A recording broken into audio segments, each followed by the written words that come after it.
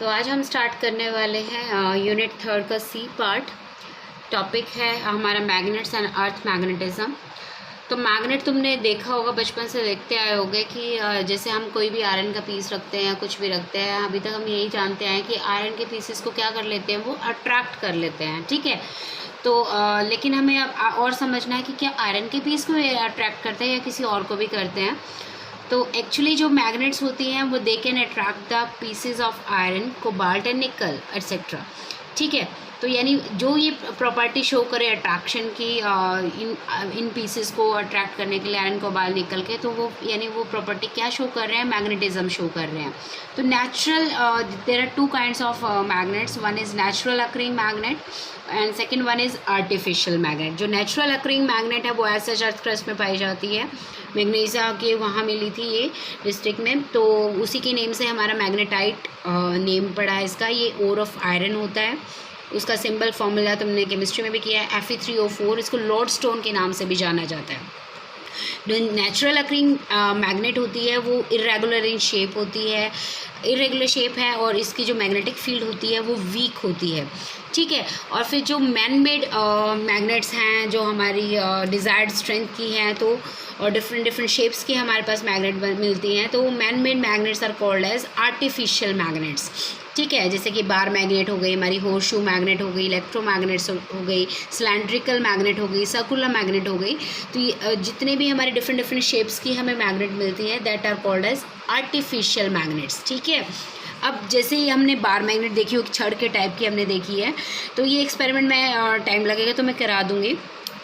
तो ये क्या है कि हमने क्या किया, एक वुडन का बोर्ड लिया, उसके ऊपर सपोज़ एक शीट रख लेते हैं, और उसके ऊपर हमने एक बीच में बार मैग्नेट रख ली, साउथ नॉर्थ पोल हमने दिखा दिए, और उसके पास हम क्या कर देते हैं, आयरन डस्ट को स्प्रिंकल करते हैं, हमने छोड़ दिया।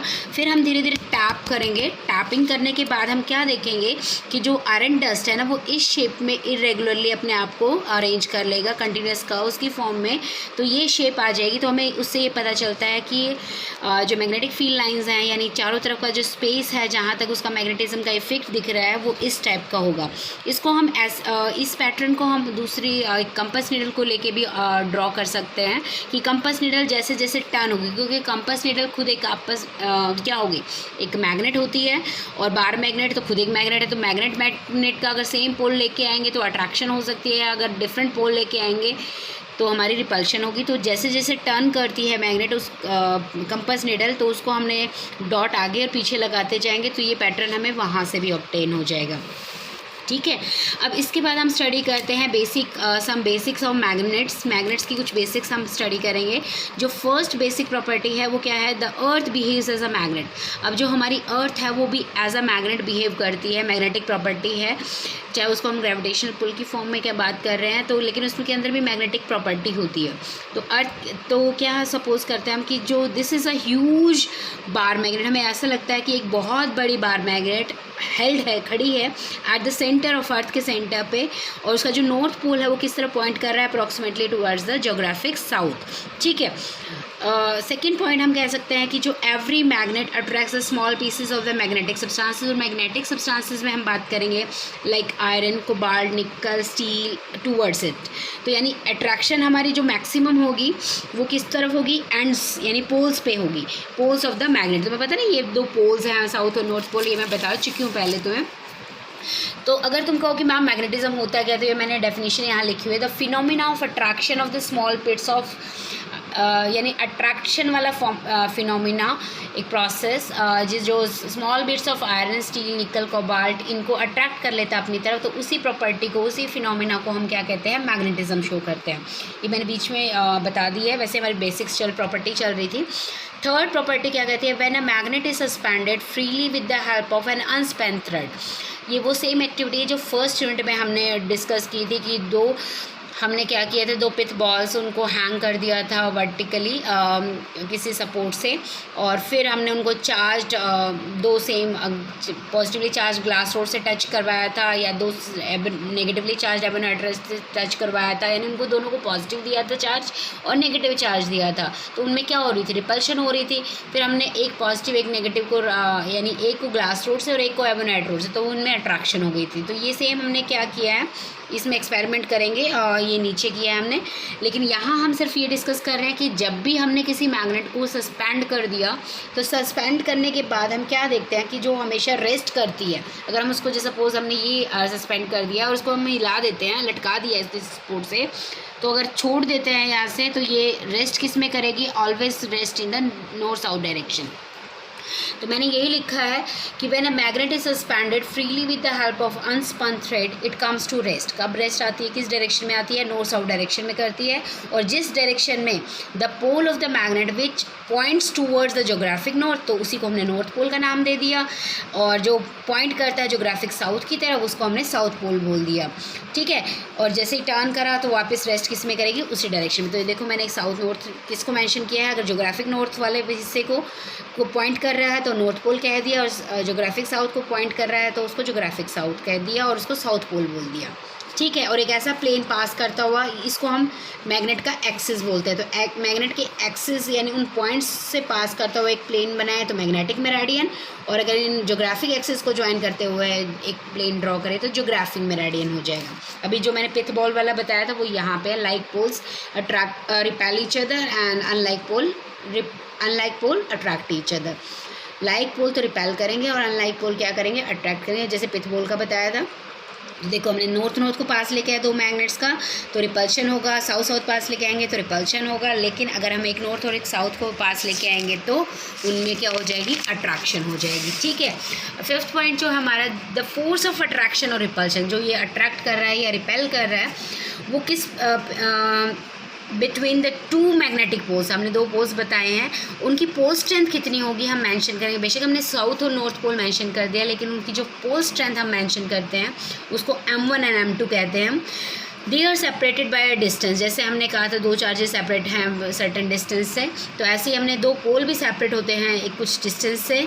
वो डायरेक्टली वेरी करते हैं टू द प्रोडक्ट ऑफ, जो फोर्स है वो डायरेक्टली प्रोडक्ट किसके प्रोपोर्शनल होगा, पोल स्ट्रेंथ के प्रोपोर्शनल होगा, और इन्वर्सली प्रोपोर्शनल किसके होगा, square of distance between them. ये सेम वही फॉर्मूला है जो मैंने फर्स्ट यूनिट में किया था, वहाँ पर हमारा क्या था, Q1 Q2 divide by R square, ये लिखा हुआ मैंने। F is equal to K, वहाँ पर हमारा था, यहाँ नहीं है, F is equal to K Q1 Q2 upon R square. K की वैल्यू हमारी 1/4 पाई एप्सिलॉन नॉट आई थी, और इलेक्ट्रोस्टैटिक फोर्स कांस्टेंट आया था। यहाँ हमारा मैग्नेटिक फील्ड है तो हमने कहा मैग्नेटिक फोर्स कांस्टेंट आ जाएगा। तो यहाँ हमने कहा Q1 Q2 याद रखना, वहाँ पे Q1 Q2 थे, यहाँ M1 M2 आएंगे, ठीक है। तो हमने कहना force is directly proportional to the M1 M2 divided by R square. और हम कह सकते हैं कि जो फोर्स है वो प्रोपोर्शनलिटी हटाओ तो K आ जाएगा, K M1 M2 divide by R square. K यहाँ पर मैग्नेटिक फोर्स कांस्टेंट हो जाएगा। ऐसा ही यूनिट में जो K की वैल्यू होती है वो μ0/4 पाई, हम पहले भी कर चुके हैं, 10⁻⁻7 weber ampere inverse metre inverse हो जाएगी। और कंप्लीट फॉर्मूला हो जाएगा हमारे पास F is equal to μ0/4 pi M1 M2 divide by R square. This is called as the Coulomb's law of magnetic force. तो ये हमारा कूलम लॉ हो जाएगा मैग्नेटिक फोर्स में। अब जैसे वहाँ डिफाइन किया था हमने, ऐसे ही हम यहाँ डिफाइन करेंगे SI unit magnetic pole strength की। अगर हम कहते हैं कि M1 equal to M2 equal to M हो जाए, डिस्टेंस हमारा 1 मीटर हो जाए, फोर्स हमारा 10⁻⁻7 न्यूटन हो जाए, तो इस इक्वेशन में डाल देंगे, फॉर्मूला सॉल्व करेंगे, M की वैल्यू +-1 एम्पियर पर मीटर आ जाएगी। तो इसी को डिफाइन करना हो तो हम कैसे डिफाइन करेंगे, जो स्ट्रेंथ है मैग्नेटिक डायपोल की वो 1 एम्पियर मीटर होगी। कब, when it repels two equal हमने लिए हैं poles, two equal and similar poles when they are placed in vacuum or air at a distance, कितने डिस्टेंस पे लिखा था हमने, 1 मीटर पे, 1 metre from it with a force of 10⁻⁻7 newton. ऐसे ही हम वहाँ पे भी डिफाइन कर चुके हैं। 6th प्रॉपर्टी है हमारी, the magnetic dipoles of a magnet always exist in पोल।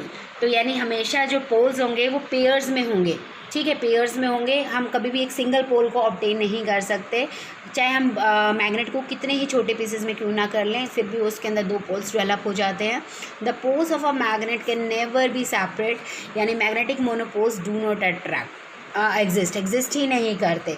यानी in an attempt to separate the magnetic poles we break a magnet, we find out the poles again formed at is broken ends. जैसे हम कहते हैं, suppose हमने एक magnet बना ली, ठीक है, हमारा एक नॉर्थ साउथ हमने कर दिया और इसको इसमें से तोड़ दिया। तो ये तोड़ने के बाद हमारे 2 पीसेस आ गए।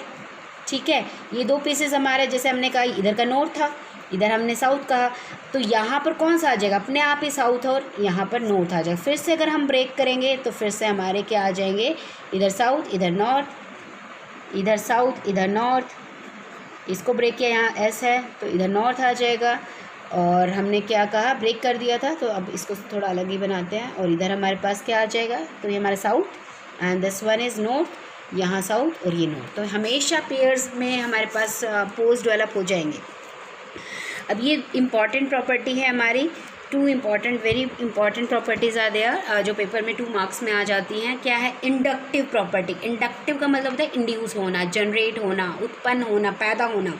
तो ये क्या कहता है कि when a piece of magnetic material, जैसे कि हमने सॉफ्ट आयरन का ले लिया, कोबाल्ट का ले लिया, निकल का ले लिया, is place near a bar magnet. तो जैसे हमने इन पीसेस को किसी बार मैग्नेट के पास रखते हैं, तो उनके अंदर भी, उन पीसेस के अंदर भी मैग्नेटिज्म वाली प्रॉपर्टी आ जाती है, यानी वो भी मैग्नेट की तरह बिहेव करना शुरू कर देते हैं, यानी it acquires the magnetism and the magnetism, और जो एक्वायर करते हैं it is called as induce. और जितना मैग्नेटिक चीज़ आ गई, मैग्नेटिज्म आ गया उसके अंदर, उसको हम कहेंगे इंड्यूस्ड मैग्नेटिज्म। और यही property magnetism is called as, इस प्रॉपर्टी का नाम क्या है, इंडक्टिव प्रॉपर्टी। ठीक है, अब उसके बाद एक और इम्पॉर्टेंट प्रॉपर्टी है, repulsion is the short test of magnetism, यानी रिपल्शन शॉर्ट टेस्ट है कि बताता है कि मैग्नेट है या नहीं है, is a short test of magnetism. तो इसको अगर हमें डिस्टिंग्विश करना है तो हम क्या करेंगे, कोई भी 2 आइडेंटिकल पीसेस, हमें नहीं पता कि वो दोनों मैग्नेट है, दोनों आयरन के हैं, या एक मैग्नेट है या एक आयरन है, हमने 2 पीसेस ले लिए हैं,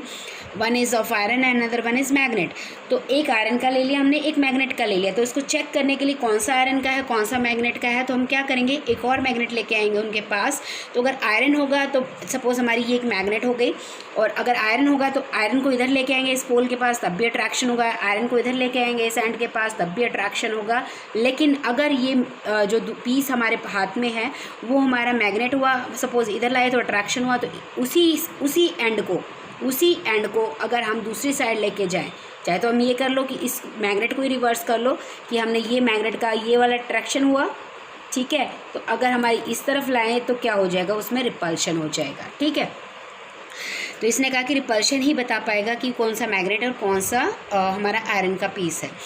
तो we can take another bar magnet will attract the iron piece and to another piece it may get attracted, और वो रिपेल, तो अट्रैक्ट भी हो सकता है और वो रिपेल भी हो सकता है। तो इसका मतलब रिपल्शन हमारा शॉर्ट टेस्ट बताएगा कि हमारी मैग्नेटिक प्रॉपर्टीज़ हो रही हैं। ठीक है, उसके बाद 9th प्रॉपर्टी है, we can make the artificial magnet out of iron and its alloys. तो आर्टिफिशियल मैग्नेट्स को बनाया जा सकता है किससे, आयरन से या उसके अलॉयज से। उसके बाद हम बात करते हैं मैग्नेटिक फील्ड लाइंस। जैसे फर्स्ट यूनिट में हमने पढ़ा था इलेक्ट्रिक फील्ड लाइंस, तो ऐसे ही मैग्नेटिक फील्ड लाइंस है। इलेक्ट्रिक फील्ड लाइंस क्या था, हमारा चारों तरफ का space about a given charge up to which it can exert an influence on the other given charge that is called as test charge. तो सेम हम यही कहते हैं, या फिर वो जो रास्ता फॉलो करता है वो टेस्ट चार्ज उस इलेक्ट्रिक फील्ड में, तो हम उसको ग्राफिकल रिप्रेजेंटेशन में इलेक्ट्रिक फील्ड लाइंस हो गया था।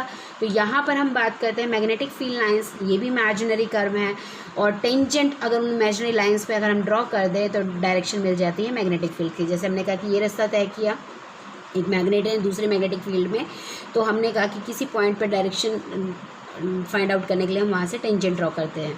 The path along which the compass needle, तो कंपास निडल मैंने बोला है बार बार कि वो भी एक मैग्नेट होती है, तो जो रास्ता तय करती है कंपास निडल उसी को हम मैग्नेटिक फील्ड लाइंस कहते हैं। अब हम बात करते हैं properties of the magnetic field lines. जैसे वहाँ हमने बात की थी इलेक्ट्रिक फील्ड लाइंस की प्रॉपर्टी, यहाँ हम बात करेंगे मैग्नेटिक फील्ड लाइंस की प्रॉपर्टी। तो मैग्नेटिक फील्ड लाइंस क्या होती हैं, चाहे हम एक मैग्नेट की लें या एक सोलेनॉइड को हम जो इसमें करंट पास कर देते हैं, कुंडली तुमने 10th क्लास में भी किया था, तो उसको मैग्नेट बना सकते हैं। ये हमेशा क्लोज कंटिन्यूस लूप्स में होती हैं, यानी बाहर भी होती है और अंदर उस के भी फ्लो करती हैं। दूसरी प्रॉपर्टी हम कह सकते हैं कि अगर जो मैग्नेट है उसमें अंदर देखें तो साउथ टू नॉर्थ फ्लो करती हैं, डायरेक्शन होती है उसकी मैग्नेटिक फील्ड लाइंस की, और आउटसाइड बात करें body of the magnet it is from north to south. Third property है, अगर किसी जो हमने यहाँ डिस्कस की थी, at any given point the tangent to the magnetic field lines gives the direction of magnetic field at that point. उस point पर हमें अगर टेंजेंट ड्रॉ करते तो वहाँ पे हमें डायरेक्शन मिल जाएगी मैग्नेटिक फील्ड की। फोर्थ पॉइंट है जो मैग्नीट्यूड है मैग्नेटिक फील्ड लाइंस का, किसी भी पॉइंट पर किससे रिप्रेजेंट होता है, कितनी फील्ड लाइंस वहाँ पर प्रेजेंट हो रही हैं, पास कर रही है नॉर्मली थ्रू उस यूनिट एरिया में से। तो अगर क्राउडेड लाइंस हैं तो स्ट्रॉन्ग फील्ड होगी, अगर कम है लाइंस तो हमारी वीक फील्ड हो जाएगी। फिर उसके बाद ये प्रॉपर्टी भी हम वहाँ कर चुके हैं, इंपॉर्टेंट बोली थी मैंने, तो यहाँ भी हम इंपॉर्टेंट कहेंगे कि नो, वहाँ हमने कहा था no two electric field lines never intersect each other, यहाँ हम कहेंगे no two magnetic field lines never intersect, because if they intersect then at the point of intersection, ये इंटरसेक्शन का पॉइंट हो गया, they will be two direction of magnetic field, ठीक है, at a single point. तो same point पे आ जाएंगे which is not possible at the single point. Last हम प्रॉपर्टी पढ़ रहे हैं कि magnetic field lines have a tendency to contract, ये भी कॉन्ट्रैक्ट करती है, एक दूसरे पर प्रेशर एक्सर्ट करती हैं, दे कॉन्ट्रैक्ट लॉन्गिट्यूडनली। ठीक है, समझ आ गया। That's all for today, thank you.